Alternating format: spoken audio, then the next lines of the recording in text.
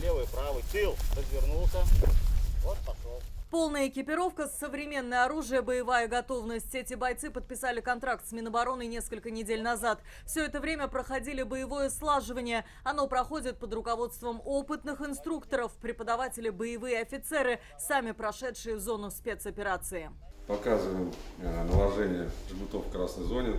Здесь нет учебников, только навыки. Инструктор с позывным «Счастливчик» учит выживать после ранения. Наложить жгут, остановить кровотечение, обработать рану себе и товарищу. Берем саму растворцем, открываем крышечку.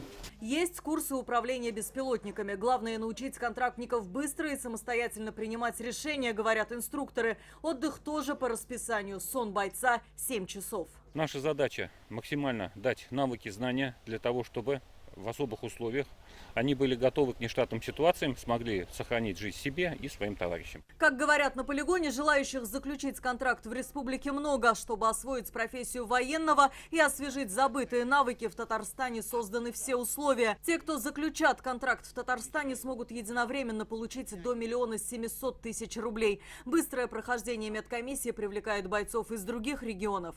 Приехал в Татарстан, потому что тут очень быстро подготавливаются документы для уезда уже в учебную часть туда, в зону специальной военной операции. Документы здесь куда быстрее оформляются. Подготовка, считай, я когда ехал сюда, я не знал, что подготовка будет. Считай, и подготовка есть, подготовка неплохая. Вообще все устраивает. Решил уехать на СВО, так как я уже устал наблюдать за этим.